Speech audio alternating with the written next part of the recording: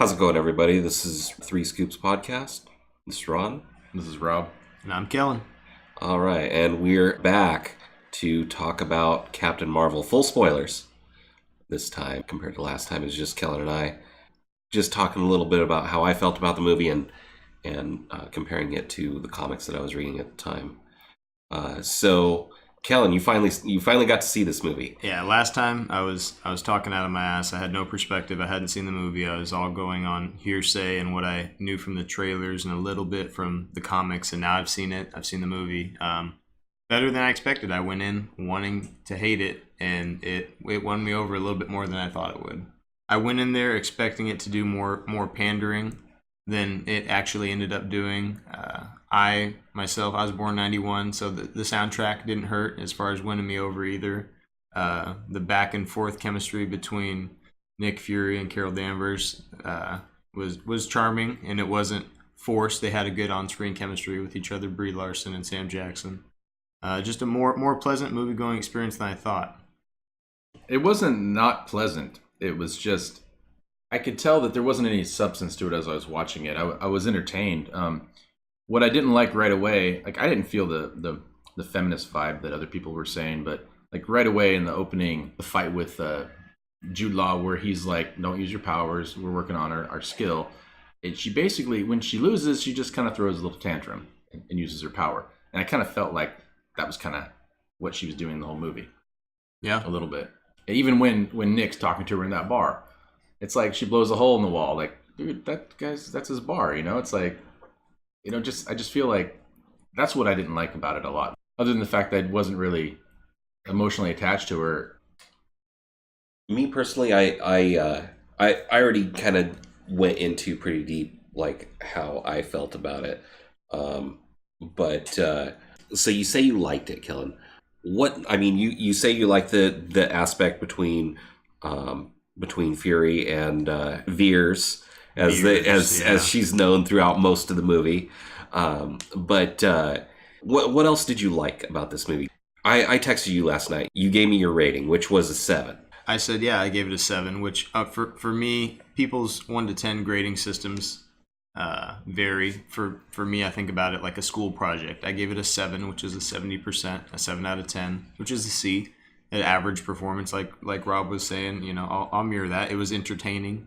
It gave a little bit more backstory, on a few characters. We got to see Ronan and his kind of origin story. It kind of served as an origin story for Nick Fury, so we got a little bit more of his background, delve deeper into some of those characters. We got to see Phil Coulson in there. Jan Rog was an interesting adaptation from the comics. I like seeing that. What they did with Marvel kind of veered off from the original comics, but I didn't mind that. How they embodied the Supreme Intelligence was kind of fun. The CGI was pretty good. I enjoyed the effects that they used. Like I said, the overall journey, it was entertaining. Where it plays into the MCU, Marvel Cinematic Universe on a whole, on a larger scale, it's relatively insignificant, I think. I mean, they kind of shoehorned in Carol Danvers, and I get where they needed to do that. They can't really just have her flying from space in the biggest Marvel movie of all time, Avengers Endgame, and save the day for everybody or contribute on a large scale without having any sort of pre-established power set or pre-established character traits. Not that she had a ton of personality of her own in this movie, but okay, so I get where the studio was coming from. Right. We're talking about now how it serves as also a bit of an origin story for Fury. I gotta say, I did not care for the way they handled his eye. It's like, dude, you're dumb. I mean, you're playing with this alien cat. I mean, you actually watched this cat, like, is that what they call it, a Flurgan? I believe so. Yeah, Flurgan. Yeah, you watch this Flurgan like use its massive tendrils to kill a bunch of dudes and then swallow this Tesseract. It swallowed the dudes too. Yeah, and I mean, all that's in there, and you're gonna put that next to your face? Like how? I mean, I thought you were top dog Shield guy. Like, I mean, even being a rookie, like, I mean, how many dudes coming out of like basic training or something would take an alien cat and put that up to their face. Like, dude, you're dumb.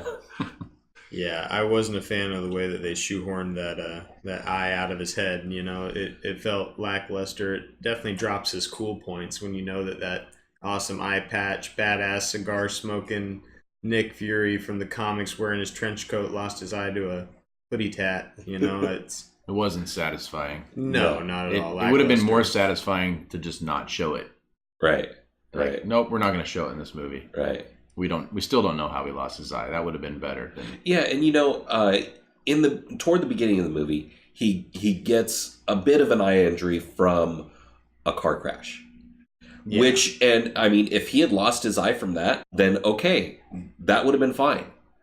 But yeah, he lost his eye because he's being dumb. Like, I mean, definitely lowers my opinion of his character. So, what do you think, Rob? I'll ask you. What did Captain Marvel do right in this movie? I think you're maybe the harshest critic among us of it. What do you think that the movie succeeded in doing? The movie itself succeeded. And even though it poorly did this, it showed where that character came from. Yeah. So the movie succeeded in telling us who Carol Danvers was and who she is now, even though I think it did it poorly. And what I mean by that is the movie did what it was supposed to, but it wasn't fulfilling to me, especially the end. The way in which it Yeah. did what it was supposed to do was underwhelming. I liked what you guys were talking about last time when you referenced The Matrix, the first movie, which was a great movie. Why do you think it was a good movie? The Matrix? Yeah. Well, kind of what Ron and I had discussed, and the concept that I've come across in a lot of movies is kind of the faceless hero concept, where they put a character into a lead role that doesn't necessarily have a lot of personality of their own that you can easily project yourself onto, like in video games, and The Matrix in particular with Keanu Reeves. I mean, develops a personality over the course of the movie, but you can definitely project yourself onto them. I think that's kind of what they did with Carol Danvers. They kept her just blank enough to have young women and women in general be able to project themselves onto this hero, which is fine. I don't have any issues with that, but I think that's a big part of what they were trying to do to make this mass appeal female heroine. Yeah, but that wasn't why it was bad. The reason it was bad is because it didn't have a purpose when it got to the end. So I'm just going to delve in quickly here to The Matrix. So The Matrix was good, but I think you would probably agree if I tell you this, that it wasn't good for any of those reasons you were saying as far as like you get to the end of the movie. So let's say we get to the end of The Matrix and The giant crying baby machine shows up. Yeah. Anything happens. So there's a theory in storytelling that is you want your ending to be surprising yet inevitable. Yes. So you want it to make sense, but surprise you just a little bit. There was none of that. Like, everyone knew what the end of this movie was going to be, that she was going to be Captain Marvel. She was going to have her full powers, and she was going to be ready for this next movie. She was going to survive. But there was nothing surprising about the ending. There was no. So let me just tell you this. So when you're watching The Matrix, you might not know this as you're watching it. It's building up towards something that a lot of people, as they're watching, are thinking it's building towards something else. Like, they think that Neo he's training to be better at these skills, like his kung fu, his fighting, his guns, his weapons. But that's not really what he's doing. So in the beginning, when he's first learning and he's talking to Morpheus, and he says, they're doing the agent training program, he says, so you're telling me I'm going to be able to dodge bullets? And Morpheus says, I'm telling you, when you're ready, you won't have to. Right?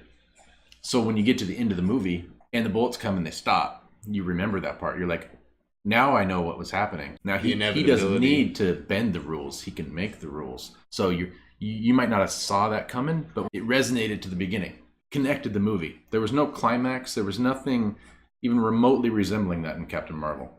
Like, the story itself was just bland timeline, no arc. I agree with that. In fact, I mentioned this, I think, last time. She just suddenly pulls off that power inhibitor. And to me, it was like, why didn't you just do that the whole time? Like, you could just do that. There was nothing that led you to all of a sudden be able to do that. You just decided to do that. So why not decide to do that right at the beginning of the movie? Well, Yeah. the narrative that they gave her was that that I believe from the context that she thought that was the source of her power, because the Supreme Intelligence kept saying what was given can be taken away. So I think she thought that might have been responsible for the powers that she was given. Yeah. So that might be why she didn't overturn that. And when she pulled it out, she was in the simulation, but she just kind of burnt it out with her powers when she was in that lockdown on the ship. So maybe that was why she didn't just overcome that. Okay, so do you think that her suddenly being able to pull that out, do you think that was character progression? You know, do you I think think it that was just she... symbolic. I don't. Like, she did. Here's what I see in the movie. She did something stupid in regard to the fact she had no idea what the result would be by firing some alien weapon at a ship that blows up. Accidentally gives her all these powers. There's no growth at all in the movie. Okay. Was it designed to be? And well, you could argue, just playing devil's advocate, you could argue that it wasn't designed to be growth, but a reclamation of the power that was already within her. Is kind of a pandering message, because over the course of the movie, she doesn't develop; she rediscovers herself. What is unique about her as a character, though, versus any other character you put in that position who gets hit by that blast? There's nothing memorable, in my opinion, about her. And I could argue that they could do what they were trying to do by showing that, well, she doesn't stop trying. But they don't actually show her. They just show a series of failures through her flashbacks and then standing up. They don't show her re-engaging and hitting the ball, getting back in the car and driving, falling in her boot camp and re-climbing the rope. They don't show any of that. It's implicit, though, isn't it? I think it would have been more powerful if they show how she never gives up. I agree. How she keeps falling, keeps trying. I mean, you could argue they did the same thing with Captain America, where he's like, I can do this all day. Well, that's the thing, But too. they're is 'cause showing it more. Character traits was just, what, tenacity, and then the want or the drive to do, quote-unquote, good. Yeah. Okay, so let me ask The every this. man's hero. The every woman's hero. Well, okay, pandering. so let me ask this. What are Captain Marvel's character traits?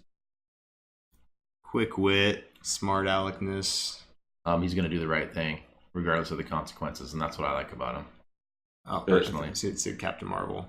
Oh, I thought you said Captain America, so we Yeah. were just talking about him. What are her Okay, traits? okay, so that's Okay. good. That's good. So let's start with Captain Marvel. What are Captain Marvel's character traits?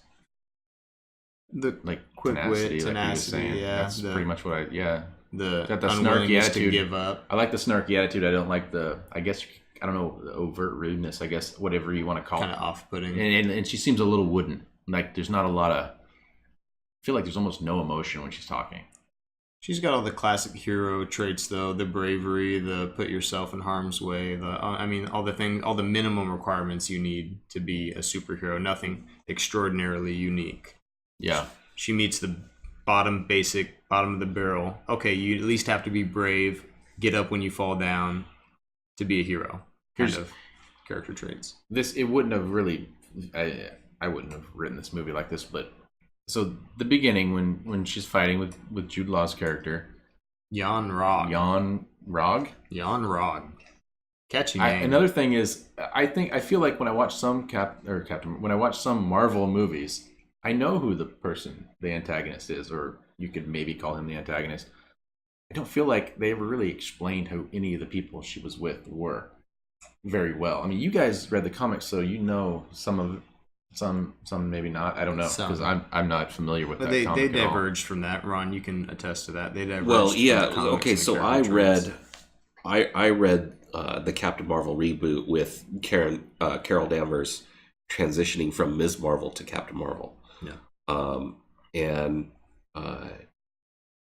again, it's been a while since I read them, but I don't remember those characters in there.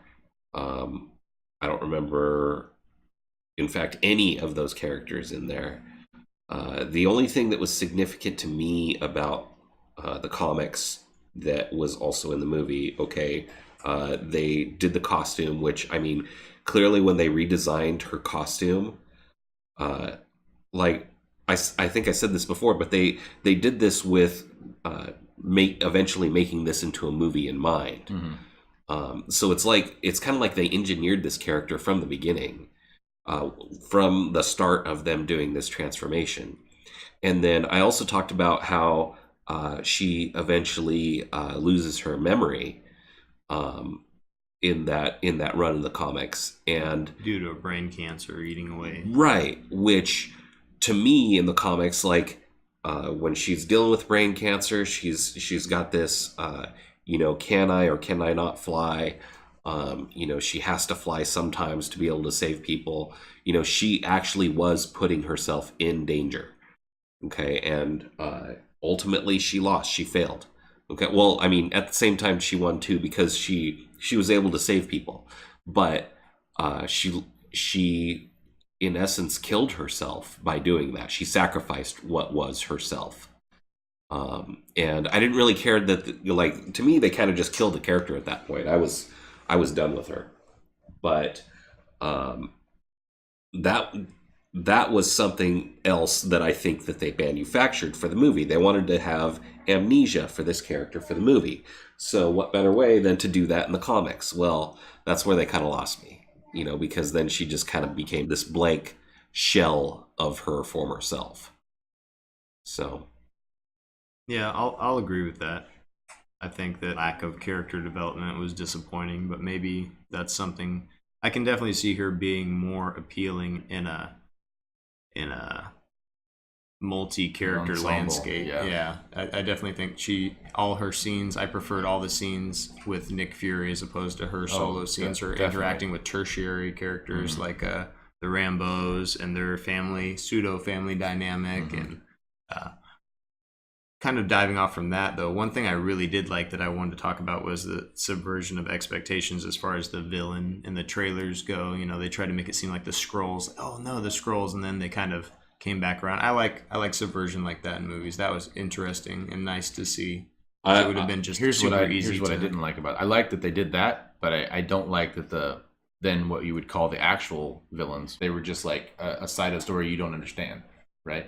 They didn't flesh it out. Yeah, you might know some of it because of the comic, but like me, I don't know what the story is behind the Kree other than what other little bits I've seen from the other movies. Yeah. But another thing I didn't quite get was the fact that they were searching for the power, but for everything that they knew that they were there, they witnessed that the power source from the ship blow up and go into her.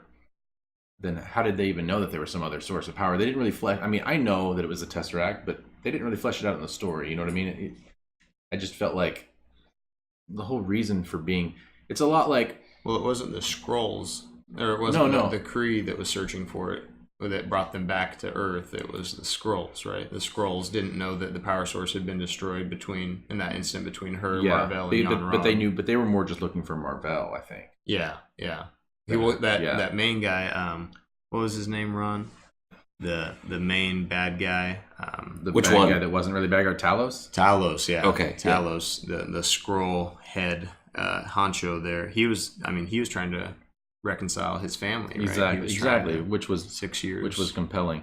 I also felt like, how many years was she with these Kree people? 6. 6. Six. So I just felt like it could have been like a much more impactful, like climactic battle between them, where maybe even like she wasn't, when she was able to use her full power, but maybe she still didn't know what that was. Maybe they should have shown some growth within the battle where she's figuring out, oh, I can do this, oh, I can do that. Yeah, Instead of just I all of a agree. sudden I'm do the it. strongest. And then the music, you guys talked about this before, the music, and I didn't like it at the time, and I still don't like it now. But when I was watching another YouTube video about it, where he was specifically talking about the music choice, it made it even like worse for me now, because like he's like, well, let me show you the climactic battle in Wonder Woman set to this same music. I'm just a girl, and it was like hilarious. Like nobody would watch this. Like they could have played that music during like a lesser fight scene, not like climactic battle. Yeah.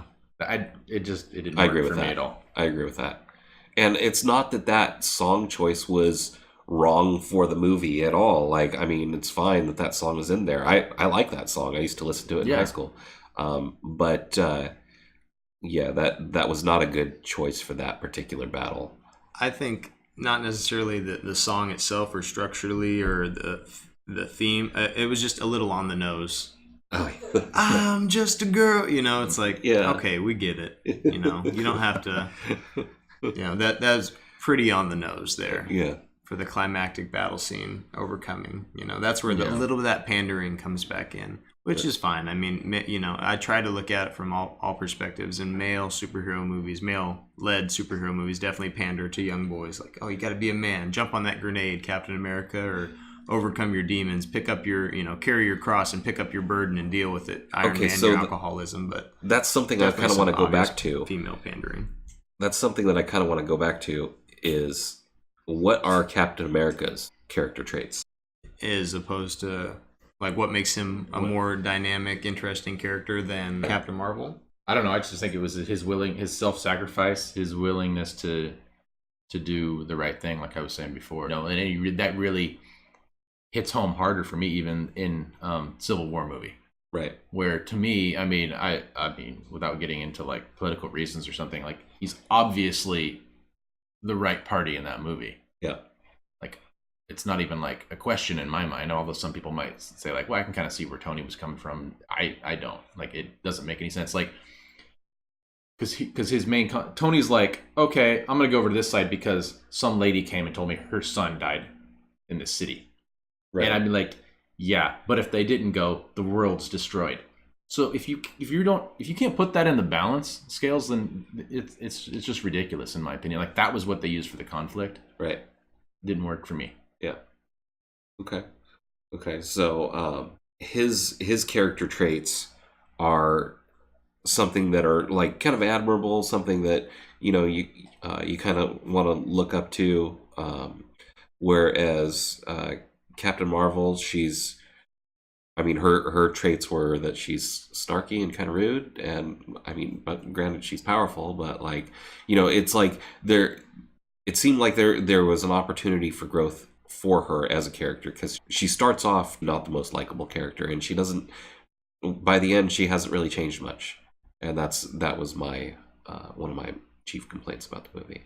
Yeah. Well, I'll play devil's advocate again too. I mean, she did, you know, she blew up the power core in the ship, not knowing the consequences of that. She hopped in the fighter jet when she knew there was imminent danger to fly Mar-Vell to her, you know, to try to get her back to her laboratory, you know. I mean, she took some risks. She put herself on the line a little bit, but I think personality-wise, we didn't see a lot of that growth that you were talking about. The things that we said that we admire in Captain America, which I'll agree with you guys on, those are things that weren't incorporated from the comics. Like you were talking about, Ron, things that she has exhibited in the past for fans of Captain Marvel, the self-sacrifice, the overwhelming majority to seek out and put herself between, you know, the wolf at the door and the herd of sheep. That sort of concept wasn't necessarily on Front Street in this movie, and those are things that they didn't interject from the comics that could have made her a lot stronger, or explored those, or teased them out more, or kind of fleshed them out to make a more interesting character arc. I think any sort of weakness at all would have made her a better character. Oh yeah, when her final powers are unlocked, she's so OP or overpowered. I just don't remember a moment of weakness in the movie for her. That's what I mean. Like, even though, she's obviously way too powerful. Well, she did get tased by that amazing taser no one ever decided to use again when she was picking up the refugee on the refugee planet. That taser knocked her out, but then 10 guys with tasers later couldn't knock her. I think just for good measure, probably just taser her every 10 minutes. Yeah. I mean, right? You find out later that she's 22 hours away from her cohorts by the time she wakes up from that initial taser blast. But then we can't just re-taser for another 22 hours. Let's just taser every 6 hours to make sure. Okay, so you know, she can at full power, she can blast her body through a spaceship and blow it up. Oh yeah, and hit multiple missiles. Right. What can't she do? Right. So those were Kree warheads getting dropped to the face of the earth, and she just flew through the middle of 15 of them, roughly, blasting. I mean, just that we're gonna probably destroy the Earth, right? Yeah. And so it's like, no. Okay, so can we just retase her at that point? Is she too powerful for the taser now? I think so. Yeah. And that seems funny because the restrictor on her neck, we find out later that it was a restrictor. That seemed to not just restrict her powers, but also make her more vulnerable. I don't know if that's there's kind of some inconsistency in that too. A lot of the technology didn't get fleshed out really, or how it works. And I understand it's, they got to keep it under that 3 hour mark. It's not in game. It's not going to be 3.5 hours. But at the same time, a little consistency with the threats that she's going up against. I mean, there's no real sense of danger. There's never a moment where I'm actually Well, as far as worried. if we're going to talk about characters that aren't really fleshed out but are interesting, look at the Scarlet Witch, right? Doesn't have her own movie, doesn't have a lot of screen time. I want to know more about her. I don't really want to know more about Captain Marvel. I don't feel any attachment. Yeah, I agree. Scarlet Witch, Widow, Black Widow. hell, There's even Shuri. Yeah. More interesting characters. Yeah. So Shuri's a super interesting character that I really like. A Yeah. lot of personality for just being like a tertiary character that has minimal screen time, much more well developed than I think than Black Widow. I mean, some of these characters they're just not doing justice to, and Yeah. it's unfortunate. how would you compare Shuri to Captain Marvel, character-wise? I think it's, again, they used pre-existing relationships to kind of flesh out her character a little bit more in Black Panther. Her relationship with her brother, her relationship to her country, her place within the hierarchy of the. I mean, she just has more things, tangible and intangible, human and unhuman, to interact with to show her character. Whether it's her inventions or whether it's her. But didn't pop they also culture do that with? references or- Didn't they also do that with Carol Danvers? Not particularly. I mean, with her friends showing, hey, this. I Oh, didn't feel that. Oh, at all. that wasn't in there With the Oh, Rambos? yeah, I don't think so. I didn't feel like. I It feel was like exposition. I They feel were like just they exposition let machines. in what they shouldn't have and they cut out what they shouldn't have, because it was more like, we're going to sit down at this table and we're going to have this conversation where we remember who we are. Everything in we 2 cut, minutes. And then we cut to like them laughing and talking like they had that conversation. Oh, you weren't a part of it. right. that happened off screen. Yeah. I think they were just exposition machines, whereas in Black Panther it occurred more naturally throughout the course of the movie. She does the pop culture references, which makes her relatable. She interacts with her brother. She gives them respect, but not too much, so that you can still tell they're friendly.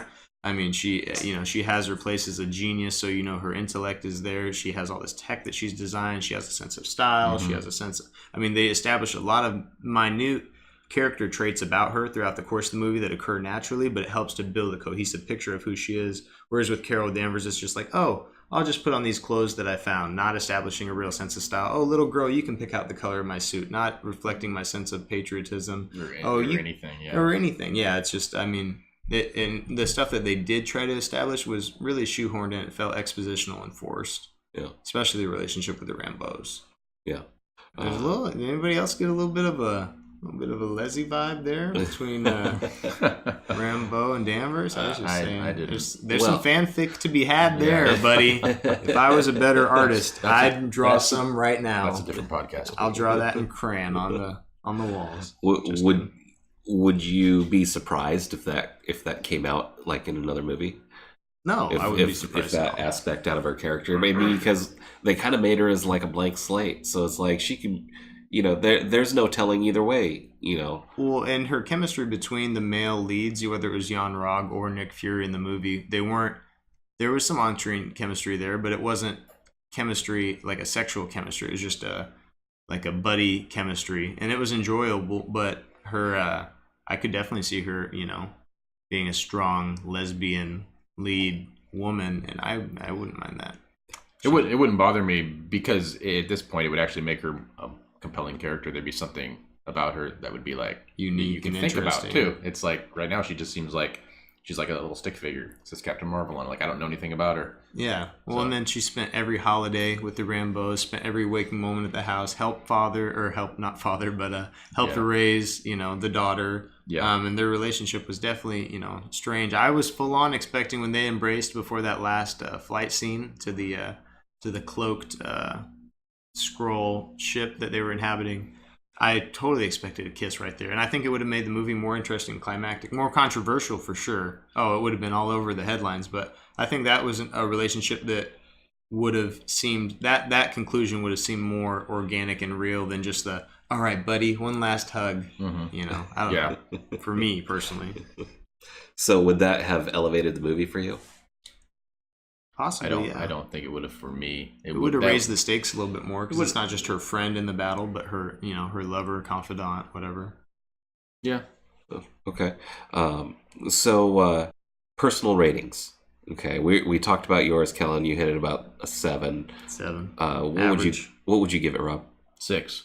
6, and I'm gonna stand at my 5. You're 5. Yeah. Yeah. Why? Failing. Now we haven't talked about like why. I didn't realize you Why do you ranked it think so it's a low. 5? Why do Yeah. you think it's a 5? Okay, so maybe Ron gives it an F.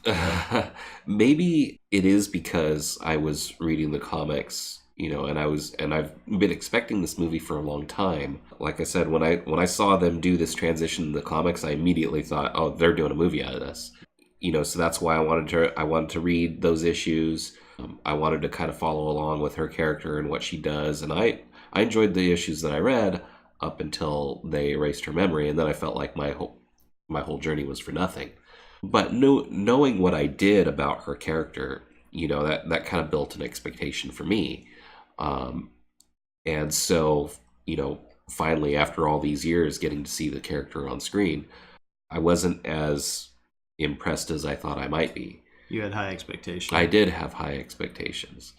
It like I said, it kind of seemed like in relation to her powers, like, she was, I mean, you have a character that is definitely extremely powerful. And when I think of like extremely powerful characters, immediately Superman comes to my mind. He's like the most OP of all the OPs. Yeah, right. He is very, very overpowered. But a lot of storytellers really try to either exploit his weaknesses or try to find ways to give him some sort of really good conflict. And I don't think that was the case here. She had an extremely high power level, and when she fully unlocks that, everything's just easy. She completely decimates that a bunch of those warships, a bunch of missiles head to Earth, no problem. She's got it all by herself. She didn't need any help. So I didn't really feel like any of that was earned in the story. And not only that, but in the comics, she also didn't seem that powerful either. I mean, she was definitely up there in the power scale, but that powerful, I don't know.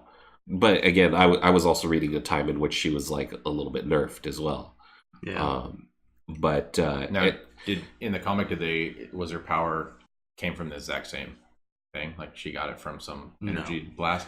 No, I'm just curious. I actually didn't read the issue where that happened, but I read into it online, and apparently her powers come from like a Kree wish-making machine, which Sweet. sounded I like that. yeah, it was like I think I like that better. well, it sounded way hokier, than I don't know. I mean, so okay, so she gets it from like an exploding space engine in the movie, which is probably fine, is probably better than a wish-making machine. Yeah, I mean, it ties the story together a little bit more, but the fact that, like, so she's got this, you take this Tesseract that's an Infinity Stone, basically, and you bleed a little power off of that, and you make the ship, right? Then the ship blows up and you have power. Now you have this power that's a small portion of this Infinity Stone, but to me it seems like she's got the power of, like, more than one Infinity Stone, because, like, look at her versus Vision. Right. Like, what can't she do? Right. Oh yeah. Thanos needs to watch out. And Vision has an Infinity Stone in his head, in his forehead. The whole thing. Yeah, the whole thing, not just Like, like she stood close to a heater and kind of got warmed up Right. a little bit, and now she's super strong. Now there is one thing I wanted to note about her powers from what I knew from reading about her in the comics. So there is a version of her, like, it's almost kind of like an alter ego of her persona as Captain Marvel. Binary. Yeah, she goes into this like super radiated form, binary. Yeah, she's taken. I think it's a white hole as opposed to a black hole, and then she has a tether to it where she draws the power from the white hole to create her binary persona. And in the comics, that got severed later. She lost the ability to tap into that, but retained some of that binary power. But Right. So to White me, holes. to me, honestly, it kind of seemed like when she unlocked it? her full power. Not to go on a tangent, what is a white hole? versus a black hole. Don't Google it. No, will yeah. Don't Google white hole. I mean, Probably for the the best. star has so much mass, the light can't escape it. What is a white hole? Yeah, I'm just curious. I don't know. I didn't look Yeah, into okay. that. Unlimited Sorry to source of interrupt. power. Right. Like, I don't know why she didn't just fly against the Earth's rotation and reverse time. Why wasn't that a thing? Superman. Because it's not a thing. Buddy. You're obviously missing some Superman references there. To me, I mean, it really comes down to limitations, because in any story, any video game you're playing, the interest comes from what you can't do, not what you can do. Like Right. that restriction. and unlocking those abilities over Yeah. time with hard work. Yeah, because anyone who plays a video game and like puts the game genie in and you got God mode, it's really cool for 5 minutes, Yeah. and then it's really boring. Right. And so that's kind of where for me this movie seemed kind of boring. And it was there were definitely ups and downs. There were certain parts that were more interesting. I thought the part with her and Fury in that record area where they were trying to look up her records, I thought that was interesting because Fury was in danger. Yeah. Not that she was ever in danger, Yeah. but Fury was in danger. It's kind of like with Superman. They can't hurt his physicality, so they have to put the people he cares for in danger or his ideals into question. Exactly. Or, Right. you know. It was conflicts also come from interesting that. when when they were having that scene at the Rambeau house. Talos shows up. He's kind of got the kid like kidnapped technically. Yeah. And so that was interesting because there was that little bit of tension because the child was in danger. Not that I don't think they were ever planning That was to do completely anything. dispelled by the fact that a little bit later you find out that he was probably not going to hurt that kid and that he was really the good guy. Right, but in the moment you felt like, oh, this could be bad. Yeah. You There's some know- vulnerability added to her character there. Right. Emotional vulnerability. Right. So, but throughout the rest of the movie, I mean, like the chasing scene on the train was really not that great. I thought The fight was boring. yeah, it was. That's my biggest thing with that whole train thing. Like, oh, I don't know. yeah. It I'm sure it it was- seemed very plain. Yeah. I mean, okay, so one of the times she shoots beams out of her arms, and I think the tension was supposed to come from the fact that the scroll was changing into different people. But Well, here's what I don't get. Like, so she's 6 years or whatever she's training, so she's got like this martial ability. Do the scrolls have that like innately?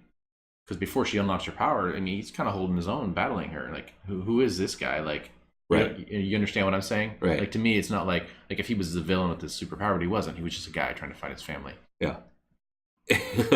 which also reminds me, like, why does he just try to like shoot her with a laser up? When he's on top of the Why is building. he following her? Because he's trying to find Mar-Vell, right? Right. So why isn't he just covertly following her with his Right. abilities? Why just suddenly make it look like they're trying to Just 'cause- assassinate her? Yeah, because reasons. Yeah. Because the plot has to move along. Right. So one thing that we haven't touched on yet, what would you guys do? Ron, we'll start with you. What would you do to make this movie better? Do you have a short two or three piece solution to that? to Okay, so enhance it? obviously, I mean, looking at the numbers for this movie, it's coming close on $1 billion worldwide. Yeah. So I think it's pretty safe to say that they're going to make a sequel. So where should they go with the sequel? I mean, what would make me happy? Put her in danger. I mean, she's got all this fantastical power.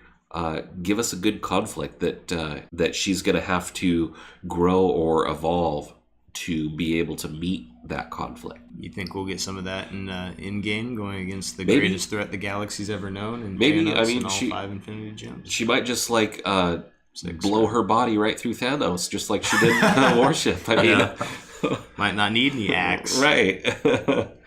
Yeah, I mean, if an axe can go through him, then I mean, certainly this all-powerful nuclear being can go right through him, right? Yeah. Yeah, you'd think. So will that be a challenge for her? I don't know. Maybe they're going to show that. But I think when you raise the power levels that high, you also got to raise the stakes that high. Otherwise, like it's not interesting when there's no sense of danger. There's no investment. Right. Yeah. What I would do, I mean, to make the actual movie we saw better, would be totally rewrite the movie. But as far as like, was it a success? Yeah, it's just a success. Would it have been as much of a success 5 years ago? I don't know. I mean, people are really wanting something, right? You know, they know it's coming out before Endgame. They know they're going to find out who she is. You know what I'm saying, right? Yeah. So, but as far as limitations or a cost to her power would make it better. Yeah. Either show her some kind of limitation, or there's some sort of cost for using her power. Right. Be it Which is kind whatever. of what they did in the comics. Yeah. Yeah. At the time they did show a cost. You know, it was The aggressive brain cancer that's worsened by the use of her powers and the extent of the use of her powers. right. Yeah. How about you, Kel? I think I would give her some, and like I said, give her an ensemble cast. Make some less tenuous relationships for her. Some more opportunities for her to flesh out her personality in an organic way that doesn't seem so forced and expositional. Let her interact with Thor. Let's see her and Tony Stark, kind of quip off of each other. Let's see her and Black Widow kind of vie for that top female spot, or her and Scarlet Witch. You know, let's see her interact with some of our favorite characters from the other movies. And, Well, it looks and like we're flesh going out to her see that. personality. It looks Yeah. like we're going to see that in Endgame. Oh yeah. So I actually saw a really funny meme based off that scene with her and Thor, where he grabs his hammer and said, "Get these two a vibranium bed." There's obviously some tension there, some sexual tension. We'll see what Valkyrie has to say about that.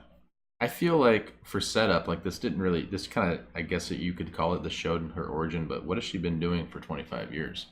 That's what I want to know. You think we'll get an answer to that in Endgame? I don't know. I feel like we won't. Yeah, I feel like we won't either. right, why not come back after? Well, what was she doing? Why did she leave in the first place, right? She was just trying to find them a home. Is she still searching for their home? Yeah, did it take that long? Yeah, was she doing something else? I mean, while Did she Thanos get is caught taking up? over the galaxy, what was she been doing? Also, very interesting. She hasn't aged Yeah. in the in what we've Yeah. seen. She hasn't aged a day. So is that consequence of her powers? Was she on, maybe made her way into some quantum universe? Did she, I don't know. Yeah. I probably not, I guess, because Hank Pym's wife aged when she was stuck in the microverse. But I guess we'll see. There's definitely some interesting questions to be answered or not, Yeah. depending on the wants and needs of Marvel Studios. So maybe Avengers Endgame will actually be Captain Marvel 2? Yeah, probably tie up some of those loose ends, I would imagine. So, just like a quick side note, why do you think this movie is doing so well? I mean, obviously it's going to do well because it's a Marvel movie and people are going to go watch it. But like, I'm not going to go watch it again in the theater. It just wasn't interesting enough for me. Do you think people are watching it who don't necessarily see Marvel movies in the theater? I going think to see this movie. I think probably because it's sandwiched right between Avengers Infinity War and Avengers Endgame. Yeah. It seems like there was a lot of attention drawn to Infinity War, and she was teased right at the end of that. Mhm. And so now people are kind of finding out what had happened like there. marketing wise, it was a good decision for them to do Right. it.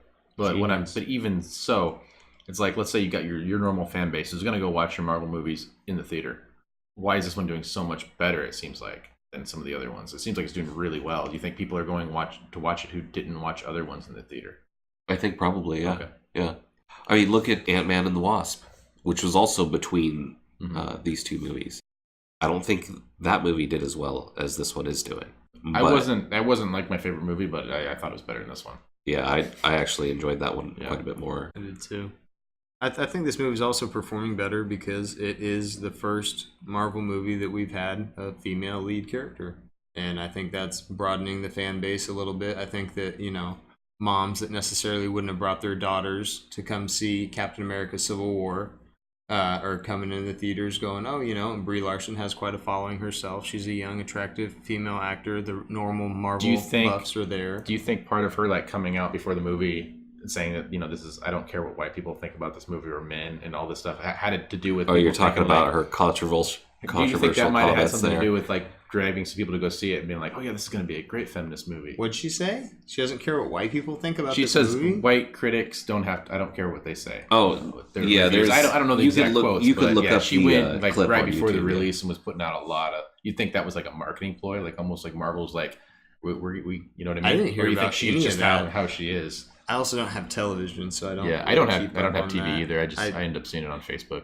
You'll have to look at the clip for that. But Yeah. she's like She's in a, white. That doesn't well, make any sense. yeah, she's. I don't care what white people think about this White- movie. white Maybe if men. it was Black White Panther. men. And actually, she Yeah. was referencing A Wrinkle in Time, which she was also in. But she was saying that she wanted to increase the diversity of her press. You know, she wanted to invite more people of color to be able to come and interview her. And she made the comment of something along the lines of, I don't care what some 40-year-old white dude has to say about A Wrinkle in Time. It wasn't made for him. So Huh. that's fine. That can be her opinion, but that does seem a bit weird. I just mean because to of come that, out and because say of that something like backlash that. coming right before the movie came out, it might have spurred some people to think that this was going to be more of a feminist movie than it actually was. I expected it to do a lot more of that pandering stuff, and it was, which would have been off-putting to me. I'm not a big fan of pandering, whether it comes from movies or country music stars or television or news networks. But Yeah. the movie underwhelmed me with its pandering, which was great. Yeah, I exactly. didn't want to be overwhelmed with And pandering. the same thing happened with Black Panther, in my opinion, because the controversy coming out, or there was like that, you know, white people shouldn't even go see this movie. I don't know if you remember that. They were saying like, you need to Yeah. make sure there's room for people of color in the theater, and all this stuff was coming out. And I was thinking like, am I going to be watching like an actual like Black Panther meeting type movie? You know? Like, No, yeah. no. And then when I watched it, I was like, oh, good, this is just a normal movie. People Yeah. are just being dumb, like always.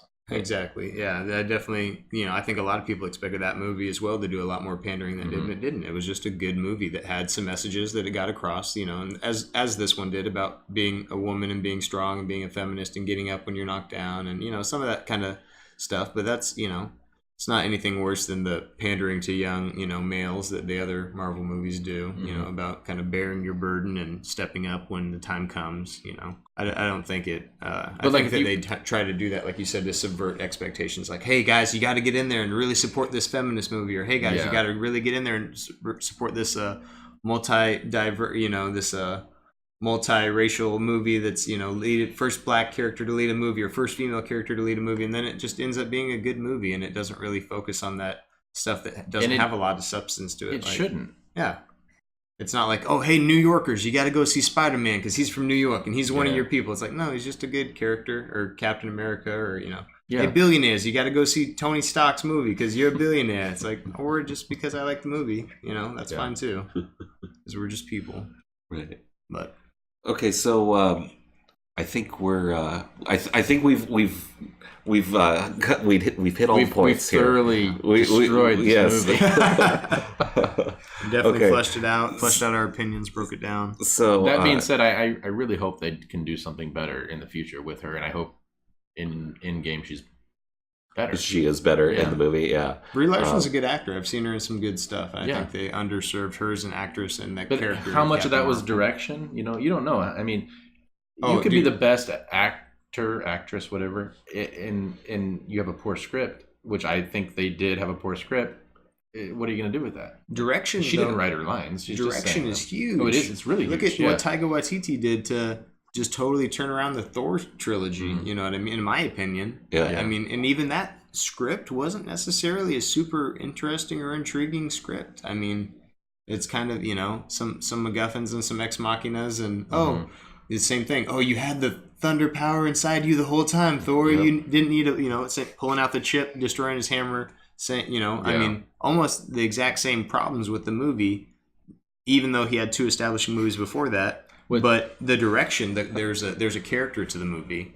There's a theme. There's a What's interesting to me too, this is a crazy side note, but like in the Wheel of Time, there's a character who kind of mirrors a little bit Thor, but he does like the opposite, where he's got this axe that he has for most of the book series, and he's torn because an axe is made to destroy, either to chop a tree down or to kill men, and then he this character's also a blacksmith. He ends up reforging into a hammer because a hammer is also made to create. And it's kind of like the opposite of like when you're watching Thor. Like Thor has the hammer and goes to the axe. So to me, that was always interesting watching that. Yeah. I was going to ask you guys too, in that post-credit scene where Thor grabs his hammer behind Captain Marvel. I don't know. That was the trailer. The trailer, Yeah. rather. Yeah. Sorry, misspoke. That's not Stormbreaker, is it? That looks like a hammer. That looks like a normal. I'll have to watch it again. 'Cause hammer. It it's did been not a look while like since I've seen it. Stormbreaker. Interesting. And I slowed it down. I paused it, and it's kind of out of frame, but it did not look. It looked like a new hammer. It did not look like Stormbreaker. Huh. That's a good point. I completely missed that. Maybe we can do some of those in the future. Some trailer breakdowns. and Yeah. some, Yeah. I think that'd be fun. It Right. would, yeah. All right. Well, let's go ahead and wrap this up. This has been Three Scoops Podcast. Thanks for listening. We are a new channel, so if you enjoyed our content, please remember to hit the like button. Please subscribe. And hit the notification bell. There you go. Yeah, and we would enjoy having your guys' support. So that's it for us. I'm Ron, I'm Kale. I'm Rob. and you've been listening to Three Scoops. Thanks, guys. Bye.